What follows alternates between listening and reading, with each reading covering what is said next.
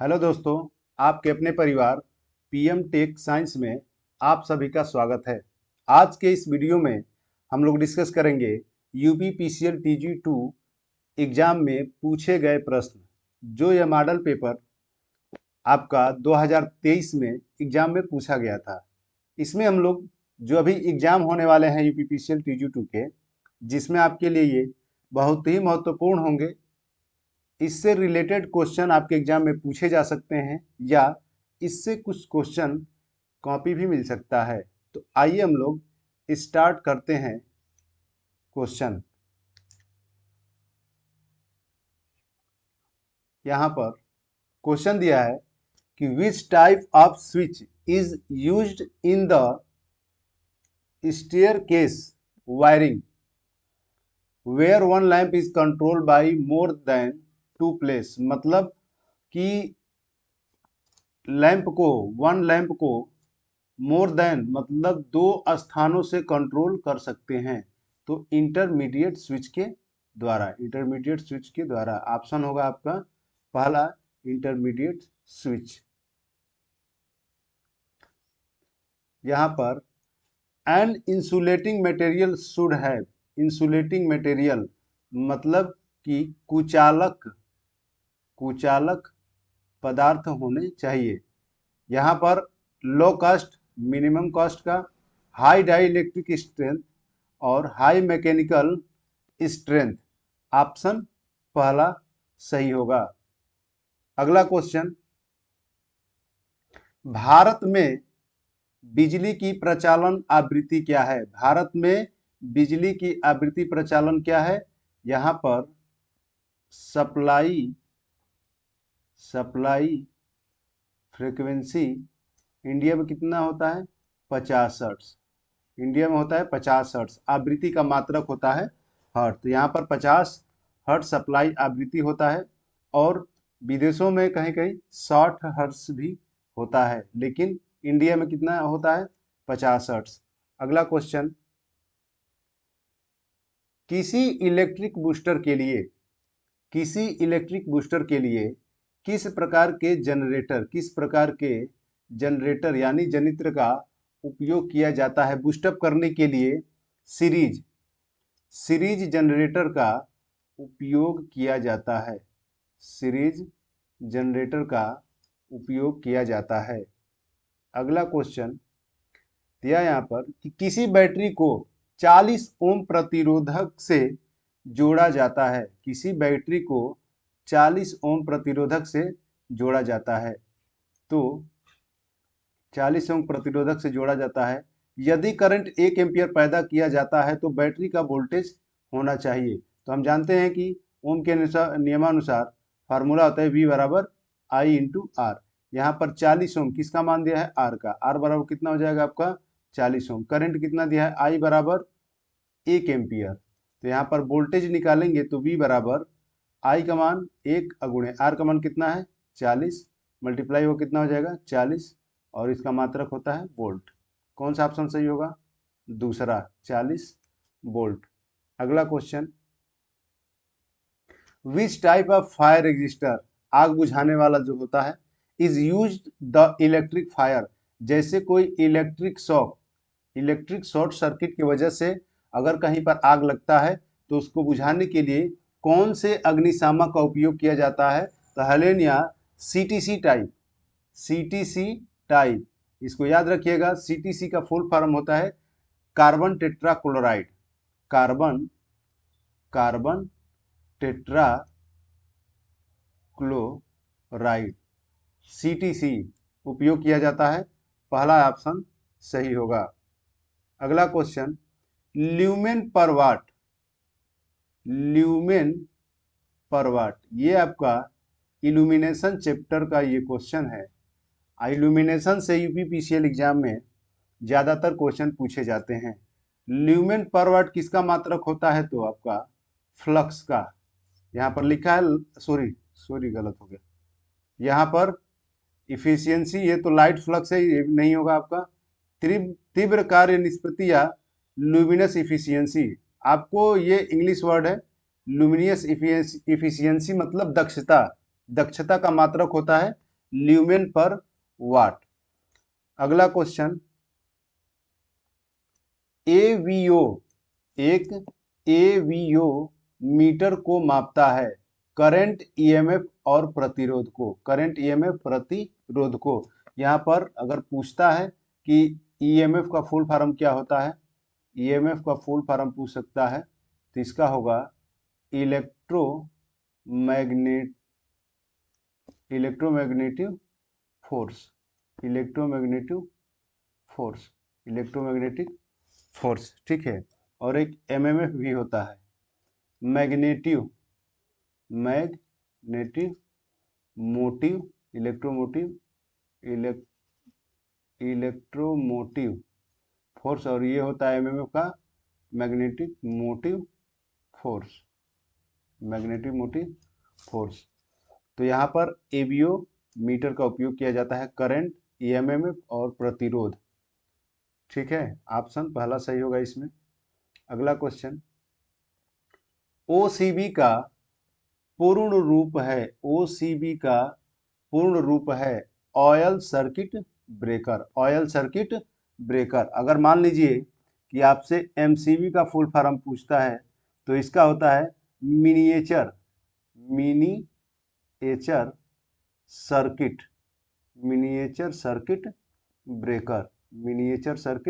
Breaker. और ELCB का full form होता है अर्थ लीकेज सर्किट ब्रेकर। तो यहाँ पर फुल फॉर्म याद रखेंगे। ऑप्शन कौन सा सही होगा?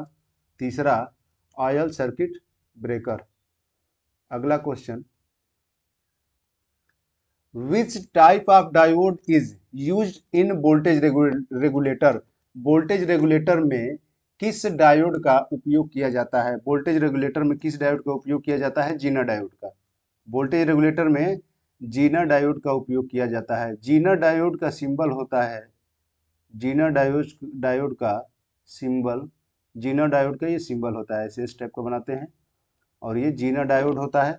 और जीना डायोड किस क्रम में कार्य करता है? तो जीना डायोड रिवर्स वाइस में कार्य करता है।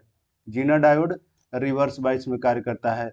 ये आपका फोटो डायोड का सिंबल होता है एरो, ये दो नीचे की तरफ लगा देंगे, ये फोटो डायोड का होगा।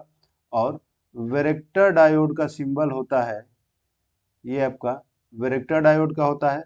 और लाइट इमिटिंग डायोड, इसका हिंदी होता है प्रकाश उत्सर्जक डायोड, इसका सिंबल आपका होता है लाइट इमिटिंग डायोड। एरो ऊपर की ओर तरफ बनाएंगे तो ये हो जाएगा लाइट इमिटिंग डायोड। तो ये वोल्टेज रेगुलेटर में कौन सा उपयोग किया जाता है? जीनर डायोड का, रिवर्स वाइस में कार्य करता है।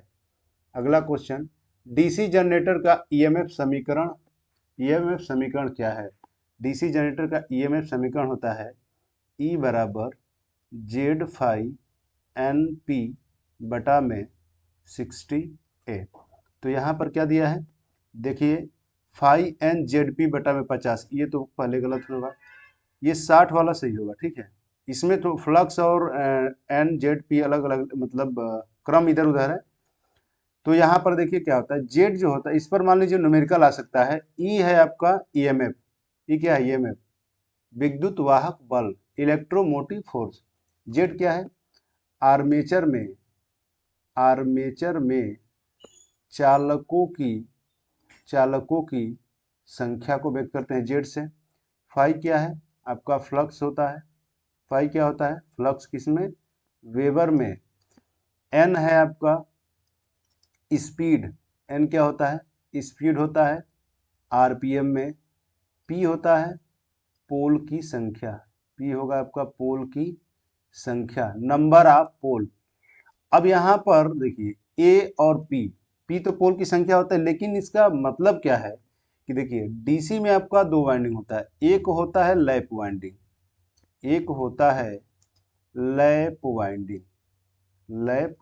वाइंडिंग और दूसरा होता है वेव वाइंडिंग।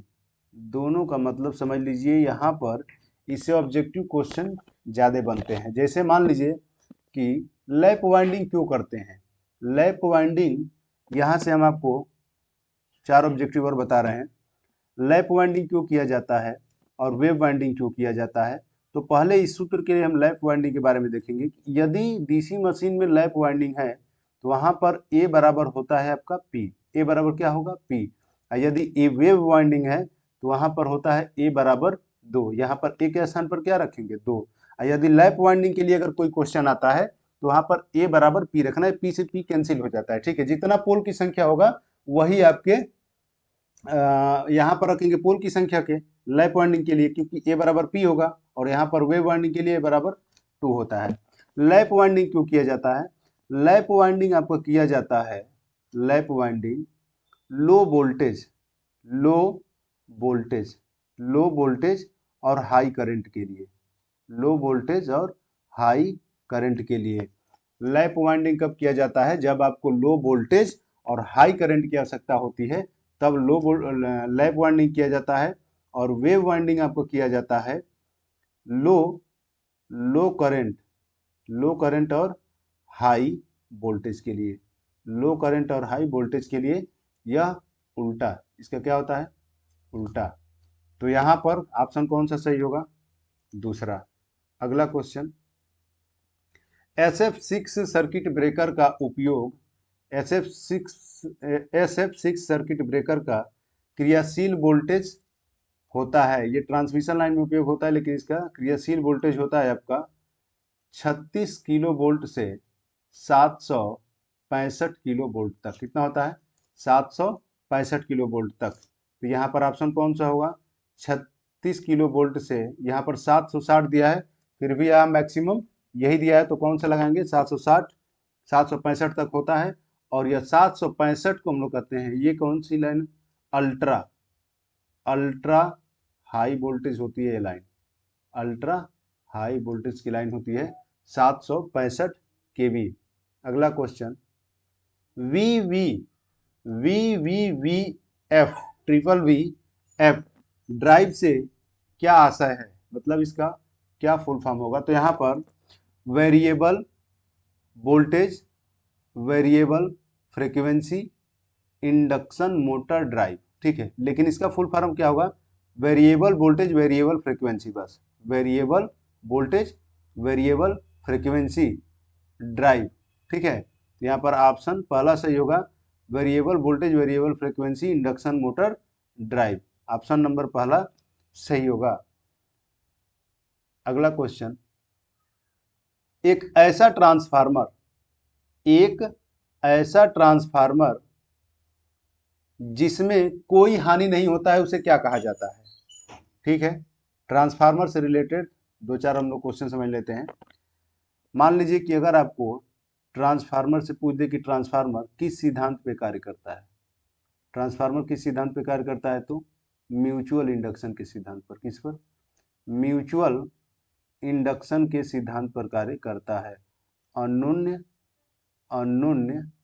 प्रेरण के सिद्धांत पर कार्य करता है। दूसरा, कोर किसकी बनी होती है, ट्रांसफार्मर की कोर किसकी बनी होती है, कोर तो हाई सिलिकॉन स्टील की, किसकी बनी होती है, हाई सिलिकॉन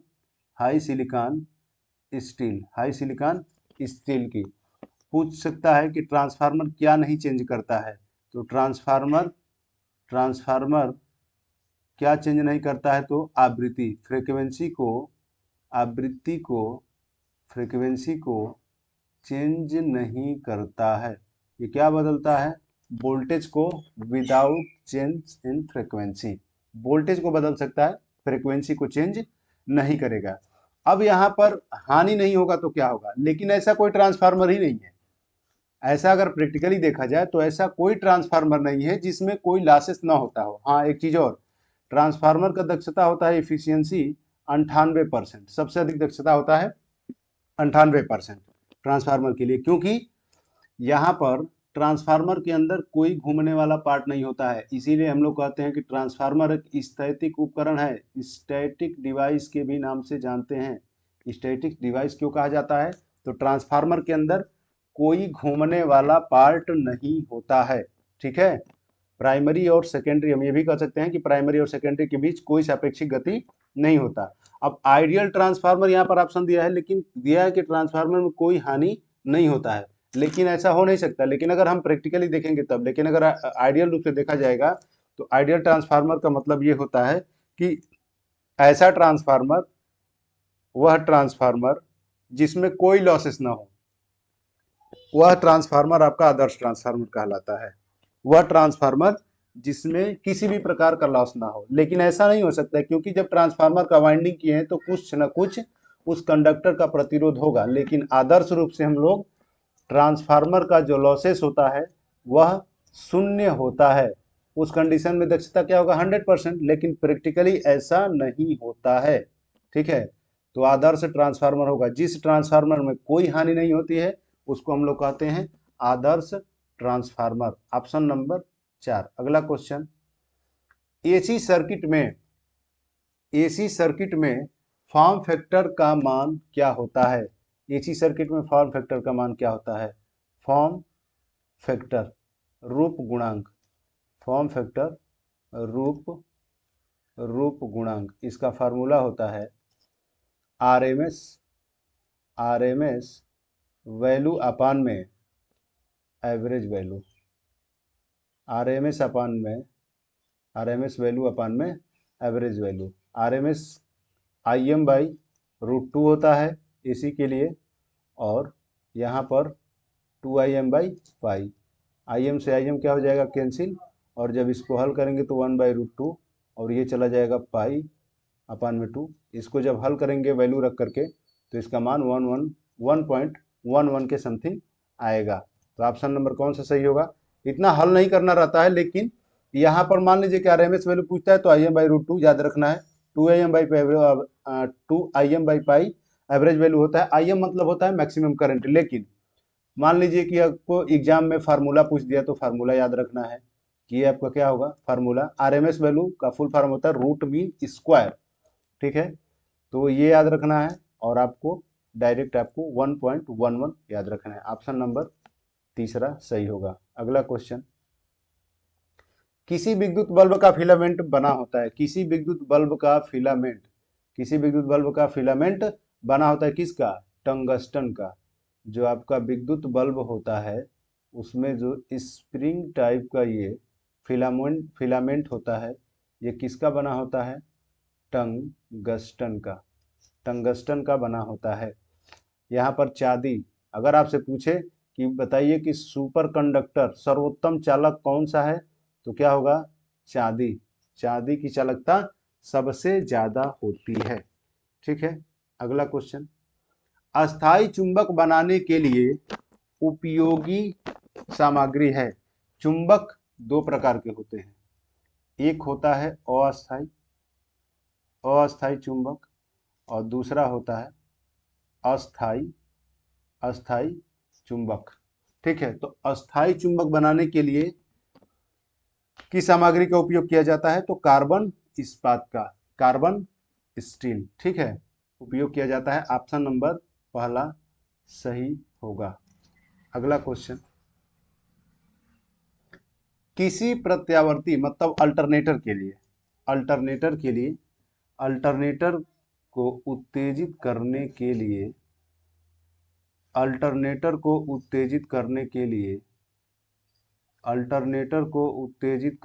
लिए यहाँ पर वाइंडिंग होता है, और इसको उत्तेजित करने के लिए एक्साइटर का उपयोग किया। एक्साइटेड मतलब इंग्लिश शब्द, इसका मतलब ही होता है उत्तेजित करने के लिए। कौन से जनरेटर का उपयोग किया जाता है? तो शंट जनरेटर का। अगला क्वेश्चन, तारों के विद्युत रोधी प्रतिरोध को मापने के लिए प्रयुक्त उपकरण क्या है? जो केबल का इंसुलेशन मापा जाता है, इंसुलेशन रेजिस्टेंस, जो केबल के ऊपर जो इंसुलेशन लगे होते हैं उसका रेजिस्टेंस मापने के लिए मेगर का उपयोग किया जाता है। किसका उपयोग किया जाता है? मेगर मतलब मेगा, बहुत बड़ा, 10⁻⁶ मेगा ओम, ज्यादा प्रतिरोध मापने के लिए यहाँ पर मेगर का उपयोग करते हैं। विद्युत रोधी प्रतिरोध मतलब इंसुलेशन का रेजिस्टेंस मापने के लिए, विद्युत रोधी प्रतिरोध मापने के लिए मेगर का उपयोग किया जाता है। अगला क्वेश्चन, किसी इलेक्ट्रॉन का प्रवाह होता है, तो आप इलेक्ट्रॉन का आवेश जानते हैं कितना होता है, -1.6 × 10⁻19 कूलाम। कौन सा ऑप्शन सही होगा, तीसरा। यहाँ पर -1.02 दिया है निकटतम, ठीक है, -1.6 जनरली हम लोग लिखते हैं, तो कितना होगा, -1.02 × 10⁻19 कूलाम।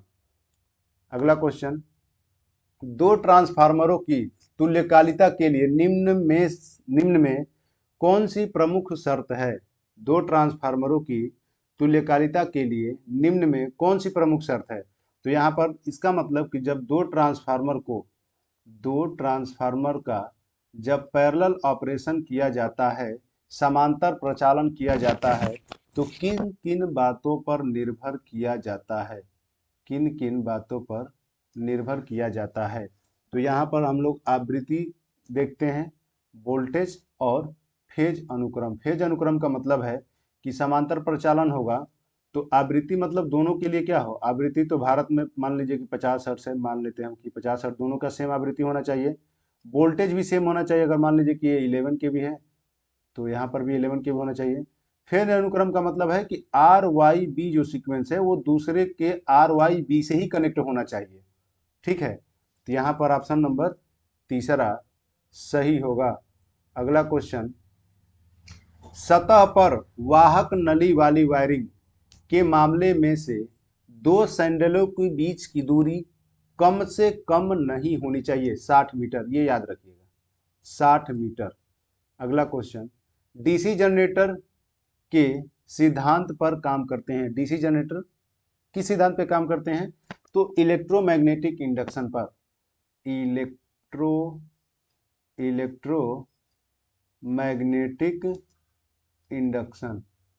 इलेक्ट्रोमैग्नेटिक इंडक्शन के सिद्धांत पर कार्य करते हैं। और मान लीजिए यहाँ पर आपसे पूछ देता है, जैसे फ्लेमिंग रूल पढ़े होंगे, फ्लेमिंग लेफ्ट हैंड रूल होता है और एक होता है right hand rule. Left hand rule लगता है मोटर के लिए, लेफ्ट हैंड रूल लगता है मोटर के लिए, और राइट हैंड रूल लगता है जनरेटर के लिए, ठीक है। लेफ्ट हैंड से हम लोग ज्ञात करते हैं चालक पर लगने वाली बल की दिशा, और जनरेटर से ज्ञात की जाती है प्रेरित विद्युत धारा की दिशा, ठीक है। यहाँ पर लेंज का नियम जानना चाहते हैं, तो लेंज का नियम होता है कि जिसको बनाया, मतलब जिसके वजह से कोई अगर वोल्टेज बनता है तो उसमें फ्लक्स जो होगा वो उस कारण का सदैव विरोध करता है जिसके कारण वो बना है। और यहाँ पर दिया है किरचॉफ के नियम। किरचॉफ का नियम दो होता है, एक होता है केसीएल और दूसरा होता है केवीएल। ये करंट के लिए होता है और ये होता है आपका वोल्टेज के लिए, किरचॉफ वोल्टेज लॉ और किरचॉफ करंट लॉ। तो इसमें कौन सा ऑप्शन सही होगा, 4 नंबर। अगला क्वेश्चन, निम्न में से कौन सबसे कुशल और बड़ी उपयोगी अवमंदन प्रणाली है, डैम्पिंग प्रणाली है। Eddy current system, ED ED eddy current system, eddy current system, भावर धारा प्रणाली, ऑप्शन नंबर 4। यहाँ पर अगला क्वेश्चन, प्रकाश व्यवस्था उपकरणों वाले टर्मिनल बनाने के लिए किस सामग्री का उपयोग किया जाता है। जैसे स्विच सॉकेट दिया है, तो जो स्विच होता है उसके टर्मिनल जो हम लोग तार वगैरह वायर को कसा जाता है वो किसका बना होता है, तो पीतल का बना जाता है। सोने और प्लेटिनम और चांदी का नहीं होता। अगर सोने चांदी का होता है तो ये तो गायब हो जाता, किसका होता है, चोरी हो जाता। कहने का मतलब चोरी हो जाता, महंगा भी पड़ता। किसका बना होता है, पीतल का। अगला क्वेश्चन, एक डीसी जनरेटर में अधिकतम दक्षता तभी होगी, मतलब डीसी जनरेटर की अधिकतम दक्षता कब हो सकती है। यहाँ पर डीसी जनरेटर की दक्षता कब होगी, परिवर्ती हानि स्थिर हानि के बराबर हो। परिवर्ती हानि स्थिर हानि के मतलब वेरिएबल लॉसेस जो होगा वो कांस्टेंट लॉस के अगर बराबर होता है तो जनरेटर की दक्षता मैक्सिमम होगी। अगला क्वेश्चन, किसी पावर ट्रांसफार्मर में टैपिंग स्विच से जुड़ा होता है। किसी पावर ट्रांसफार्मर में टैपिंग स्विच किससे जुड़ा होता है, सेकेंडरी वाइंडिंग से। टैपिंग स्विच किससे जुड़ा होता है, सेकेंडरी वाइंडिंग से, पावर ट्रांसफार्मर में सेकेंडरी वाइंडिंग से जुड़ा होता है। टैपिंग स्विच किससे जुड़ा रहता है? सेकेंडरी वाइंडिंग से जुड़ा होता है। अगला क्वेश्चन, किसी विद्युत परिपथ में 50 ओम वाला प्रतिरोध 200 वोल्ट आपूर्ति से संबंधित है, तो उस परिपथ में प्रवाहित होने वाली विद्युत धारा की गणना कीजिए। तो यहाँ पर 50 ओम किसका मान दिया? R बराबर 50 ओम, वोल्टेज V बराबर 200 वोल्ट, तो करंट I बराबर क्या होगा? V अपान में R। V का मान कितना हो जाएगा? 200 और अपान में R का मान 50, जीरो कैंसिल और 20 कट जाएगा यहाँ पर, तो कितना हो जाएगा? I बराबर 4 एम्पियर। ऑप्शन नंबर पहला सही होगा।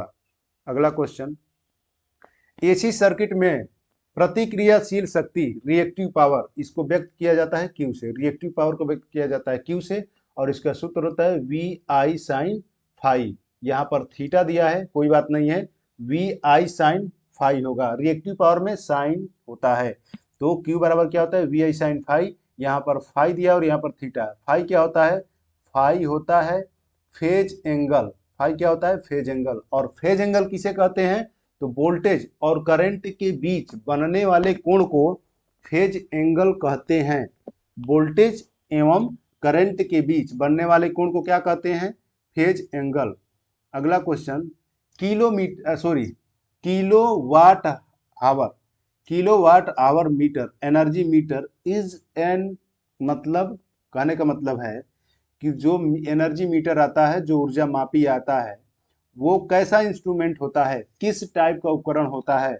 तो यह energy meter energy metre energy metre energy metre ये इंटीग्रेटिंग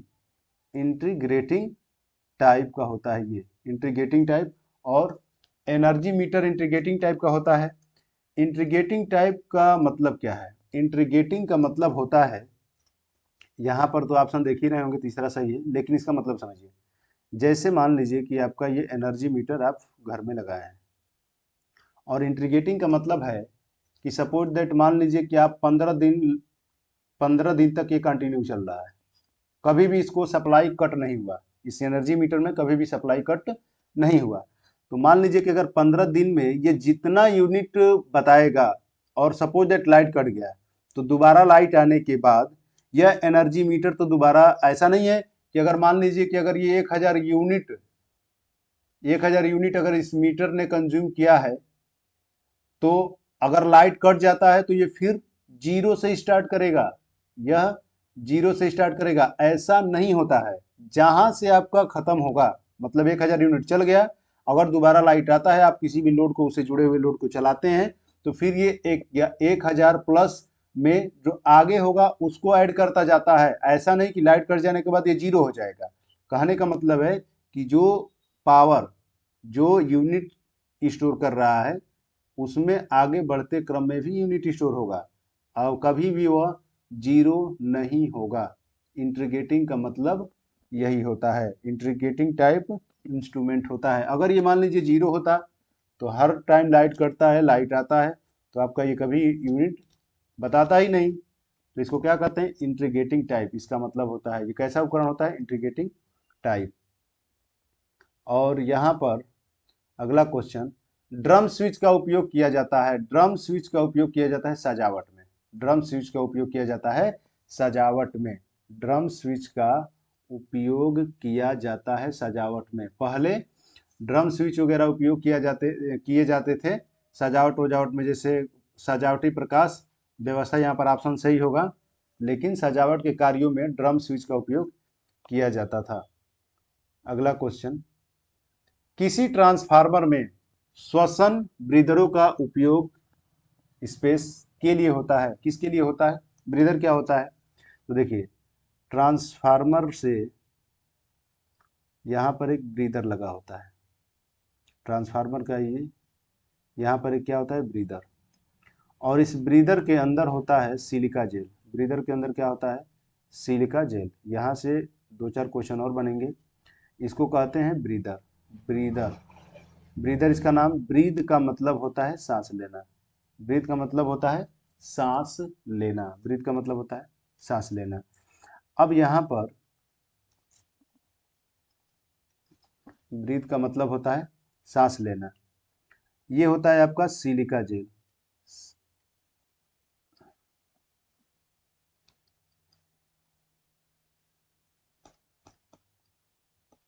सिलिका जेल, ये होता है सिलिका जेल, सिलिका जेल। इसका काम क्या होता है, इसके नीचे ऑयल भी रहता है, ठीक है, उसकी बात जिक्र किया जाएगा। लेकिन ये होता ही है कि जब ट्रांसफार्मर हीट होता है तो हीट होने के दौरान जब तेल का स्तर बढ़ता है और सांस लेने के दौरान यहाँ से एयर इंटर करता है, तो एयर में नमी युक्त होगा, ये सिलिका जेल उसको क्या करता है, सोख लेता है। सिलिका जेल उस नमी युक्त को क्या करता है, सोख लेता है और शुद्ध वायु, शुद्ध हवा ट्रांसफार्मर में प्रवेश करता है। और सिलिका जेल का काम होता है उसी नमी को सोखना। और सिलिका पूछा जाता है कि अगर सिलिका जेल शुद्ध है, सिलिका जेल शुद्ध है तो उसका कलर होगा ब्लूइश, मतलब नीला। अब तो इस टाइम सफ़ेद भी आ रहा है, मॉडर्न टाइम में सफ़ेद भी आ रहा है, लेकिन क्या होगा उसका, नीला, ठीक है। और नीला होता है। और यदि मान लीजिए कि अगर अवशोषित करने के दौरान वो खराब हो गया, सिलिका जेल क्या होता है, खराब भी हो जाएगा, तो खराब होने पर इसका कलर हो जाता है पिंक। किस कलर का हो जाता है, पिंक कलर का। और इसको सही करना है तो फिर इसको खोलिए, गर्म कर दीजिए या धूप में रख दीजिए, फिर नमी खत्म हो जाएगा, फिर सिलिका जेल पहले की तरह हो जाएगा। तो इसका किस लिए उपयोग किया जाता है, हवा से नमी को खींचने के लिए, ठीक है। अगला क्वेश्चन, निम्नलिखित में से कौन कम रखाव वाला मोटर होता है, इंडक्शन मोटर। कौन सा मोटर होता है, इंडक्शन मोटर। किस सिद्धांत पे कार्य करता है, चुंबकीय प्रेरण। इंडक्शन मोटर, इंडक्शन मोटर होता है।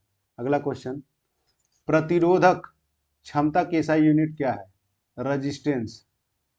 रजिस्टेंस का मात्रक क्या होता है, ओम। मात्रक क्या होता है, ओम। और चालकता, चालकता का मात्रक होता है, इसे जी से व्यक्त करते हैं। और प्रतिरोध को किससे व्यक्त करते हैं, आर से। इसका सिंबल होता है आर से व्यक्त करते हैं। और चालकता, प्रतिरोध को, इसका मात्रक होता है महो या साइमन। अभी तक आप हमारे नए चैनल पर नए हैं तो आप चैनल को सब्सक्राइब करें और लाइक करना न भूलें। और यदि आप चालकता और प्रतिरोध का डिफरेंस देखना चाहते हैं तो हमारे चैनल में इसका फुल वीडियो पड़ा हुआ है, आप देख सकते हैं, ठीक है। यहाँ पर मात्रक क्या होगा, ओम। एम्पियर किसका मात्रक होता है, करंट का। एम्पियर किसका मात्रक होता है, करंट का। विद्युत धारा का मात्रक क्या होता है, एम्पियर। हर्ट्ज किसका मात्रक होता है, आवृत्ति का। हर्ट्ज मात्रक होता है आवृत्ति का, फ्रीक्वेंसी का। वोल्टेज का मात्रक, वोल्टेज का मात्रक क्या होता है, वोल्ट। ईएमएफ का मात्रक वोल्ट। विभवांतर का मात्रक वोल्ट। विभव का मात्रक वोल्ट ही होता है। डिफिनीशन अलग अलग होगा लेकिन मात्रक क्या होगा, वोल्ट। अगला question, clip on meter. Clip on meter है, क्लिप ऑन मीटर क्या है, करंट ट्रांसफार्मर। करंट ट्रांसफार्मर यह होता है आपका सीटी, इसको शॉर्टकट में बोलते हैं सीटी ट्रांसफार्मर। इसको जोड़ा जाता है श्रेणी क्रम में। किसमें जोड़ा जाता है, श्रेणी क्रम में। और एक ये विभव ट्रांसफार्मर दिया, मान लीजिए अगर पूछ देता है तो इसको कहते हैं पीटी, पोटेंशियल ट्रांसफार्मर। इसको जोड़ा जाता है समांतर क्रम में, इसको जोड़ा जाता है समांतर क्रम में। अगला क्वेश्चन, एलटी और एचटी पर काम करने वाले इलेक्ट्रीशियन के पास होना चाहिए। ऑप्शन देखिए, आप खुद ही समझ जाएंगे, ये तो प्रेजेंट ऑफ माइंड का क्वेश्चन है। क्या किसी को लाइन पर काम करने के लिए आधार कार्ड की आवश्यकता है, क्या वो नहीं रहेगा तो नहीं काम करेगा। ड्राइवरिंग लाइसेंस, बाइक चलाना है, गाड़ी चलाना है तो वहां पर लाइन में इसकी क्या जरूरत है। राशन कार्ड, चावल गेहूं, समझ रहे हैं ना। क्या होना चाहिए, वायरमैन प्रमाण पत्र। वायरमैन प्रमाण पत्र की आवश्यकता होती है, उसको एक सर्टिफिकेट की आवश्यकता होती है। किसी पावर वायरिंग प्रणाली में तांबा वाले कंडक्टर का अधिकतम आकार से कम नहीं होना चाहिए। इसका मतलब है कि देखिए, पावर वायरिंग में कंडक्टर का अधिकतम आकार, आकार का मतलब है कंडक्टर के लिए कि कंडक्टर, देखिए यहाँ पर थोड़ा सा, ये मान लीजिए कि कंडक्टर हो गया। अब कंडक्टर का ये हिस्सा, इसको कहते हैं हम लोग cross sectional cross sectional area, अनुप्रस्थ काट का क्षेत्रफल कितना होना चाहिए? तो 1.5 mm² से कम नहीं होना चाहिए, नहीं तो वो पावर सब सर्किट में क्या होगा, पावर में क्या होगा, सर्किट में क्या होगा, क्यों करंट ज्यादा प्रवाहित होगा तो क्या हो सकता है, हीट होने के कारण मेल्ट कर जाएगा, इंसुलेशन खराब हो सकता है। अगला question, in AC circuit in an AC circuit the total resistance is called. जैसे देखिए हम लोग डीसी सर्किट पढ़ते हैं, सीरीज समांतर होता है, सीरीज के लिए हम लोग यहाँ पर are equivalent R1 plus R2 plus R3 लिखते हैं, और यहाँ पर इसको क्या बोलते हैं, तुल्य प्रतिरोध क्या बोला जाता है, ये डीसी में होता है, इसको बोलते हैं हम लोग तुल्य प्रतिरोध, या हम लोग RT लिखते हैं इसको तो कहते हैं कुल प्रतिरोध, कुल प्रतिरोध। ये किसके लिए होता है, डीसी के लिए। समांतर में जुड़ा होता है तो 1/RT बराबर 1/R1 plus 1/R2 plus 1/R3 होता है। और एसी के केस लिए पूछ रहा है, तो एसी के केस में आपका प्रतिबाधा होता है, एसी के केस में क्या होता है, प्रतिबाधा, एसी के केस में होता है प्रतिबाधा, इसको व्यक्त करते हैं जेड से, और इसका फार्मूला होता है, जैसे मतलब 3 प्रकार के जैसे सर्किट होते हैं, R circuit, pure resistive circuit, pure inductive circuit, pure capacitive circuit, RLC series circuit. यहाँ पर सूत्र होगा, अगर मान लीजिए आरएलसी के लिए होगा तो RL माइनस XC का होल स्क्वायर। तो ये जेड होता है आपका इम्पीडेंस, इम्पीडेंस मतलब होता है प्रतिबाधा, व्यक्त करते हैं जेड से, और इसका भी मात्रक क्या होता है, ओम। ठीक है, ऑप्शन कौन सा होगा, दूसरा। अगला, किसी पावर सब सर्किट में अधिकतम भार से ज्यादा नहीं होना चाहिए 3000 वाट से। ये आपका यूपी पीसीएल जेई के भी एग्जाम में पूछा गया है, यूपी पीसीएल जेई के एग्जाम में पूछा गया है, कितना होना चाहिए, 3000 वाट से ज्यादा नहीं होना चाहिए। अगला क्वेश्चन, बुखोल्ज रिले का उपयोग आमतौर पर उपकरण में सुरक्षा के रूप में किया जाता है। सुन लीजिए, बुखोल्ज रिले का उपयोग करते हैं ट्रांसफार्मर में। बुखोल्ज रिले का काम होता है कि बुखोल्ज रिले, ये आपका मान लीजिए बुखोल्ज रिले एक मेन टैंक से जुड़ा रहता है, मेन टैंक से, और एक ब्रिज से। बुखोल्ज रिले में इसका एक, ये बुखोल्ज रिले सुरक्षा, जैसे सुरक्षा उपकरण की तरह कार्य करता है ट्रांसफार्मर के लिए। यदि ट्रांसफार्मर में अचानक हीट बढ़ जाएगा, तेल ज़्यादा गर्म हो जाएगा, तो इसमें 2 अलार्म होते हैं, अलार्म होते हैं, और इस एक फ्लोट होता है, और फ्लोट के अंदर मरकरी भरा होता है, फ्लोट के अंदर मरकरी भरा होता है। ठीक है, और एक तब बताएगा जब मान लीजिए तेल का स्तर ज़्यादा घट रहा है तो अलार्म बजने लगता है, और दूसरा फ्लोट जो होता है, अचानक अगर तेल में वृद्धि होगी, ट्रांसफार्मर में टेम्परेचर बढ़ेगा तो अलार्म बजने लगता है। ठीक है, तो यह ट्रांसफार्मर में उपयोग किया जाता है, बुखोल्ज रिले का उपयोग ट्रांसफार्मर में किया जाता है। अगला क्वेश्चन, आप ये 3 फेज मोटर और डीसी मोटर तो देखे ही होंगे, इसमें बुखोल्ज रिले का उपयोग नहीं किया जाता। अगला क्वेश्चन, प्रत्यावर्ती अल्टरनेटर में निर्धारित किया जाता है, मतलब कहने का मतलब कि अल्टरनेटर, अल्टरनेटर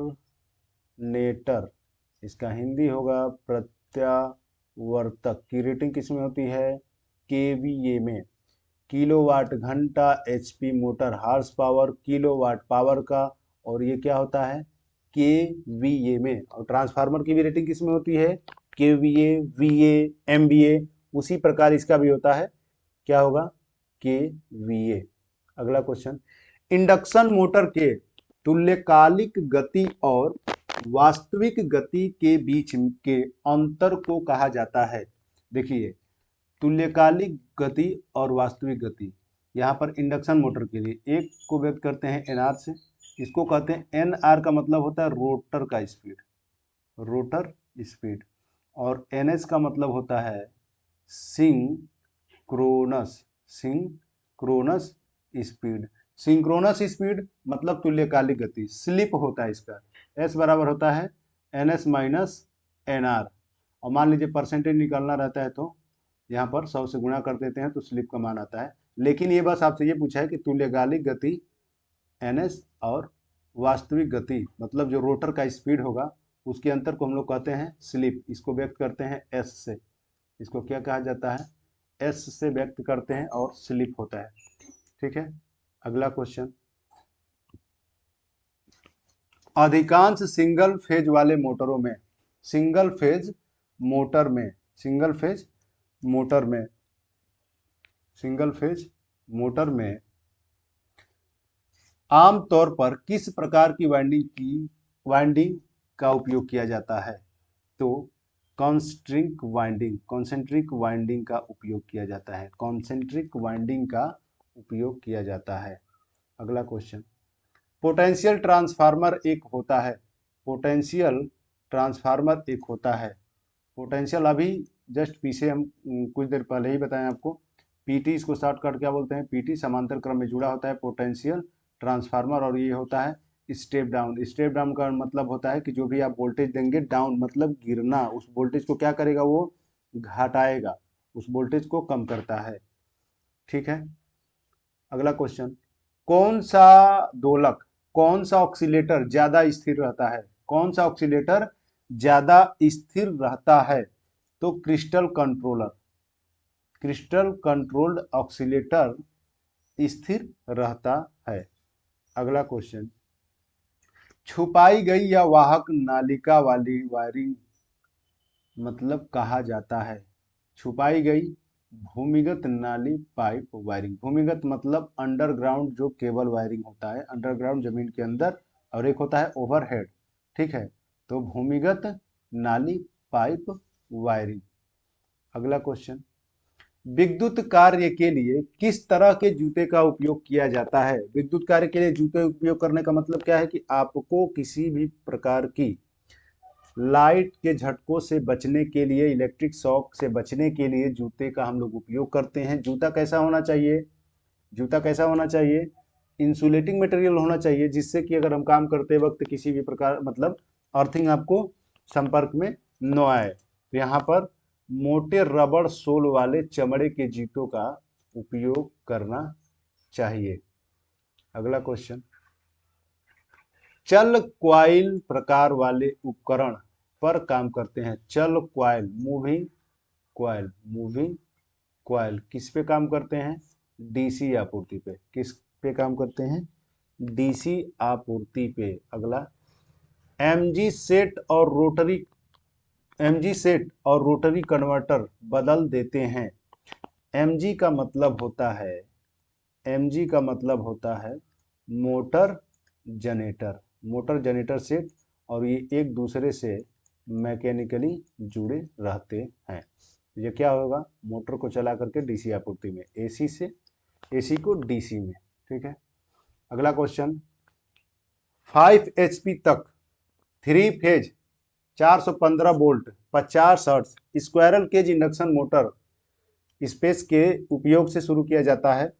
तो ड्यूल स्टार्टर, ड्यूल स्टार्टर का, ड्यूल का फुल फॉर्म डायरेक्ट ऑनलाइन। अब इसमें क्या है कि 5 हॉर्स पावर तक ड्यूल हो गया, उसके बाद आपका आता है स्टार डेल्टा स्टार्टर आता है, स्टार डेल्टा स्टार्टर, उसके बाद ऑटो ट्रांसफार्मर स्टार्टर आता है। तो यह 5 एचपी तक किया जाता है, और 5 एचपी से ज़्यादा तक स्टार डेल्टा, और उससे ज़्यादा तक ऑटो ट्रांसफार्मर। अगला क्वेश्चन, किसी डीसी मोटर की दिशा, किसी डीसी मोटर की दिशा द्वारा बदली जा सकती है। तो देखिए, डीसी मोटर की दिशा बदल सकते हैं। यहाँ पर ऑप्शन दिया है प्रत्यावर्ती फील्ड और या आर्मेचर से जुड़े संयोजन को। मतलब कि देखिए, जैसे आपका डीसी मोटर या आर्मेचर हो गया, जो फील्ड होगा, और फील्ड इसमें क्या होता है? वाइंडिंग किया जाता है। अब मान लीजिए कि इसमें पोल बना है एन और इसमें बना है एस। यदि हम इसका सिरा बदल देंगे तो इसमें क्या हो जाएगा? एस बन जाएगा, इसमें एन हो जाएगा, फ्लक्स की दिशा बदल जाएगी। ठीक है, चुंबकीय क्षेत्र की दिशा बदल जाएगी, इसके कारण इसका रोटेशन क्या होगा? पहले की तुलना में बदल जाएगा, मतलब डायरेक्शन इसकी क्या होगी? बदल जाएगी। ठीक है, ऑप्शन नंबर पहला सही होगा। अगला क्वेश्चन, संकीर्ण जगहों में, संकीर्ण जगहों में मतलब जहां पर जैसे कि कम जगह हो, काम करने के लिए किस प्रकार के प्लायर्स का उपयोग किया जाता है? लंबे नोज प्लायर, लंबे नोज प्लायर, लंबे नोकदार प्लायर का उपयोग किया जाता है। ठीक है। अगला, निम्न में से कौन विद्युत रोधी है? निम्न में से कौन विद्युत रोधी है? विद्युत रोधी किसे कहते हैं? कुचालक, कुचालक, इंसुलेटर, इंसुलेटर, कुचालक किसे कहते हैं? कुचालक, जिसमें इलेक्ट्रॉन की संख्या नहीं होती है, विद्युत धारा का प्रवाह नहीं होगा, तो यहाँ पर क्या होगा? फाइबर। सोना में विद्युत धारा, पीतल, तांबा, ये सब क्या है? चालक है। फाइबर में विद्युत धारा का प्रवाह नहीं होता है। अगला, 3 फेज वाले स्क्वायरल केज मोटर का शुरुआती करंट कितना होता है? तो निर्धारित करंट का 5 से 6 गुना, मतलब जो रेटेड करंट होगा उसका, निर्धारित जो करंट होगा उसका 5 से 6 गुना होता है। किसी भी मशीन के लिए, किसी भी मशीन के लिए स्टार्टिंग करंट ज्यादा होता है। 5 से 6 गुना हम नहीं कर रहे हैं, मशीन के लिए, मोटर के लिए 5 से 6 गुना हम नहीं कर रहे हैं। किसके लिए होता है? ये केवल स्क्वायरल केज इंडक्शन मोटर के लिए होता है। लेकिन जब हम मोटर को स्टार्ट करते हैं तो शुरुआती दौर में स्टार्टिंग के टाइम करंट ज्यादा ड्रॉ करता है, इसीलिए तो हम लोग स्टार्टर का उपयोग करते हैं। तो यहाँ पर कितना होगा? 5 से 6 गुना। अगला क्वेश्चन, एक अवरोधक पर चांदी वाली पट्टी के लिए सहनशीलता टॉलरेंस क्या होता है? देखिए, चांदी वाली पट्टी के लिए इसका मतलब देखिए कि पहले तो इसका एक फार्मूला होता है, R बराबर A B, R equal to, मतलब ये रेजिस्टेंस ज्ञात करने के लिए R बराबर ए बी प्लस सी गुणे डी। डी यहाँ पर होता है टॉलरेंस, टॉलरेंस, टॉलरेंस मतलब होता है सुग्राहिता, टॉलरेंस मतलब होता है सुग्राहिता, टॉलरेंस होता है सुग्राहिता। 20% होता है आपका सोना के लिए, किसके लिए होता है? सोना के लिए। और 10% होता है, 10% होता है चांदी के लिए, 10% होता है चांदी के लिए। ठीक है। तो यहाँ पर इसका फार्मूला होता है R बराबर ए बी सी। ए और बी अंक होते हैं, और सी होता है आपका गुणक, और डी होता है टॉलरेंस। ठीक है, डी होता है टॉलरेंस। अगला, यहाँ पर कौन सा ऑप्शन सही होगा? 10%। टोराइड एक होता है, टोराइड का मतलब है कि किसी एक कॉपर वायर, मतलब कोई कंडक्टर को लीजिए और इसको सर्किल रूप में, मतलब वृत्त के रूप में क्या करिए? लपेट दीजिए, टर्नों के रूप में लपेट दीजिए, तो टोराइड, उसको कहते हैं टोराइड। तार की कुंडलीकृत कॉइल टोराइड कहलाता है। पश्च अंतराल, बैक पिच शब्द आम तौर पर डीसी आर्मेचर वाइंडिंग के संदर्भ में प्रयुक्त होता है। ठीक है, पोल पिच होता है, बैक पिच होता है, किसके लिए? डीसी आर्मेचर वाइंडिंग में होता है। किस प्रकार की वाइंडिंग में कॉइलें एक दूसरे के पास परस्पर छादी होती है? किस प्रकार की वाइंडिंग में कॉइलें एक दूसरे के परस्पर शादी होती है? चैन वाइंडिंग, चैन वाइंडिंग। इसमें कुछ डाउट लग रहा है, चैन वाइंडिंग ऑप्शन दिया है। विद्युतीय विद्युत मापी उपकरणों में हेयर स्प्रिंग बनी होती है। हेयर स्प्रिंग का मतलब जो उपकरण आता है, वोल्टमीटर, एमीटर वगैरह, स्प्रिंग का मतलब कि ये कुछ इस टाइप का, ये बना होता है आपका फास्फर ब्रांच का। किसका बना होता है? ये फास्फर ब्रांच का। जो मीटर आते हैं, किसका होता है? ये फास्फर ब्रांच का बना होता है। अगला क्वेश्चन, रेती में प्रयुक्त होने वाली सामग्री हाई कार्बन स्टील क्या होता है? High carbon, high carbon steel से बना होता है। अगला क्वेश्चन, कृत्रिम श्वसन की साधारण और आसान विधि क्या है? ये आपका ITI इलेक्ट्रीशियन बुक थ्योरी के शुरू में ही आपको ये मिल जाएगा, मुंह से नाक वाली विधि। आप चैनल को सब्सक्राइब करना न भूलें।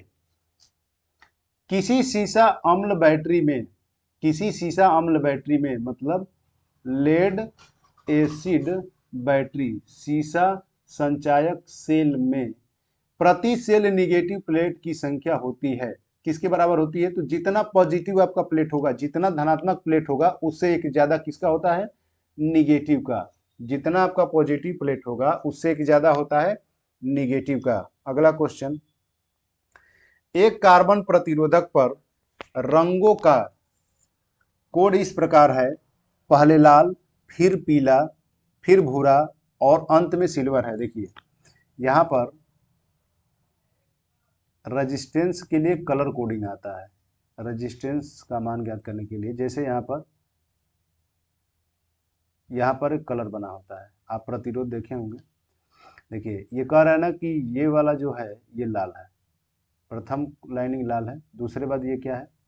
पीला, तीसरा जो है ये भूरा है, और चौथा जो है ये क्या है? सिल्वर, चांदी कलर का है। ये रंग का होता है।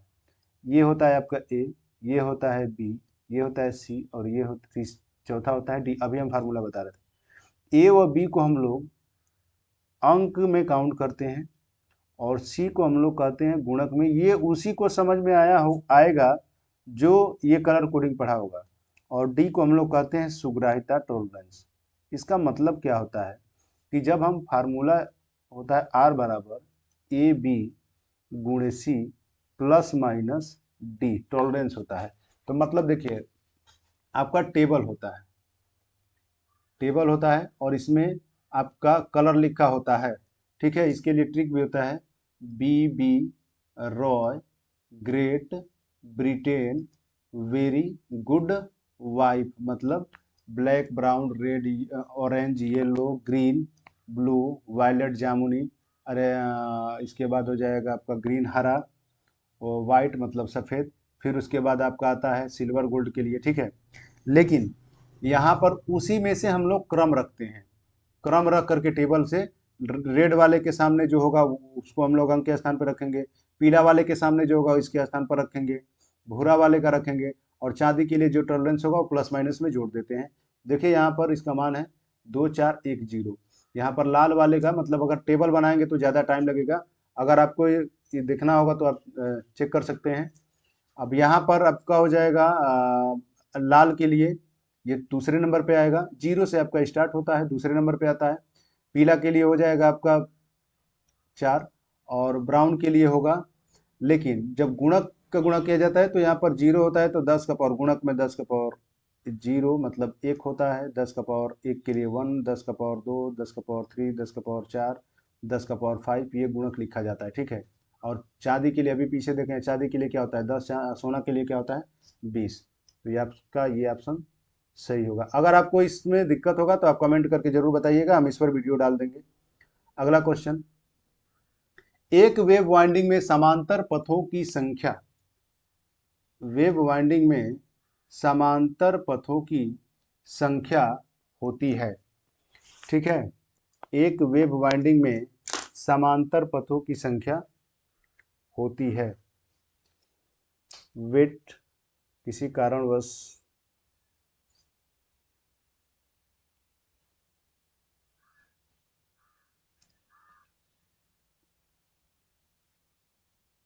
हाँ देखिए, एक वेव वाइंडिंग में समांतर पथों की संख्या, एक वेव वाइंडिंग में समांतर पथों की संख्या होती है। वेव वाइंडिंग में समांतर पथों की संख्या, थोड़ा यहाँ पर ध्यान दीजिए। यहाँ पर ऑप्शन कौन सा लगाया है? 6 नंबर। जो भी इसमें चूज ऑप्शन दिया 1 और इसने क्या लगाया है 6, मतलब 2 ऑप्शन लगा करके इनके कहने का मतलब है कि वेव वाइंडिंग में समांतर पथों की संख्या 6 होगी। लेकिन ये भी क्वेश्चन, ये ऑप्शन भी गलत है। वेव वाइंडिंग में समांतर पथों की संख्या कितनी होती है? 2। वेव वाइंडिंग में समांतर पथों की संख्या होती है 2। और लैप वाइंडिंग में क्या होता है? ए बराबर पी। ये दोनों वाइंडिंग है, लैप वाइंडिंग और वेव वाइंडिंग। जस्ट अभी कुछ देर पहले बताए हैं, यहाँ पर समांतर पथों की संख्या कितनी होती है? 2, ठीक है। ऑप्शन ये 6 दिया है, ये गलत है, ये आपका 2 होगा। अगला क्वेश्चन, एम्पियर की एसआई किसकी मतलब मात्रक है? एम्पियर किसका मात्रक होता है? तो विद्युत धारा का। आवृत्ति का मात्रक होता है हर्ट्ज, वोल्टेज का मात्रक होता है वोल्ट, और प्रतिरोध का मात्रक होता है ओम। ठीक है, अगला क्वेश्चन, किसी जीआई भूयोजन प्लेट की माप क्या है? किसी GI galvanisation iron full form होगा, प्लेट की माप क्या होती है? 60 × 60 × 6.35 mm होना चाहिए। अगला क्वेश्चन, एचआरसी फ्यूज का आशय क्या है? मतलब ये फुल फॉर्म पूछ रहा है। एचआरसी का मतलब एच से high rupturing rupturing capacity, high rupturing capacity, इसका फुल फॉर्म होता है हाई रप्चरिंग कैपेसिटी। यहाँ पर दिया है high rupturing capacity fuse. HRC का मतलब हाई रप्चरिंग कैपेसिटी फ्यूज। अगला क्वेश्चन, आईएसआई के नियमों के अनुसार छत की पंखे की ऊंचाई होनी चाहिए, छत जो सीलिंग फैन होता है उसकी ऊंचाई कितनी होनी चाहिए? 2.75 मीटर, 2.75 मीटर। 11 केवी वाले केबल के लिए वांछित खाई गहराई कितनी होनी चाहिए? 0.9 मीटर। 11 केवी के लिए कितना होना चाहिए? 0.9 मीटर। बीआईएस के अनुसार संस्थापन में फुल लोड की अवस्था में अधिकतम वोल्टेज ड्रॉप 3% से ज्यादा नहीं होना चाहिए। वोल्टेज ड्रॉप 3% से ज्यादा नहीं होना चाहिए। स्टेपर मोटर एक होता है, स्टेपर मोटर एक होता है। तो यहाँ पर स्टेपर मोटर किसी कारणवश स्लो चलने लगा सिस्टम। स्टेपर मोटर एक होता है single phase AC motor, single phase AC motor, single phase AC motor. अगला क्वेश्चन, किसी श्रृंखला परिपथ में कुल प्रतिरोध की गणना सूत्र का उपयोग करते हुए की जाती है। मतलब सीरीज में जो जुड़ा होगा, यहाँ पर दिया ना श्रृंखला परिपथ, सीरीज में क्या होता है? तो सीरीज में RT बराबर होता है R1 + R2 + R3, और इसको पैरेलल में जोड़ते हैं तो पैरेलल में होता है 1/RT बराबर 1/R1 + 1/R2 + 1/R3। सीरीज में जोड़ने पर प्रतिरोध का मान, कुल प्रतिरोध का मान बढ़ता है, और समांतर में जोड़ने पर कुल प्रतिरोध का मान क्या होता है? घटता है। यहाँ पर क्या होगा? R1 + R2 + R3। अगला क्वेश्चन,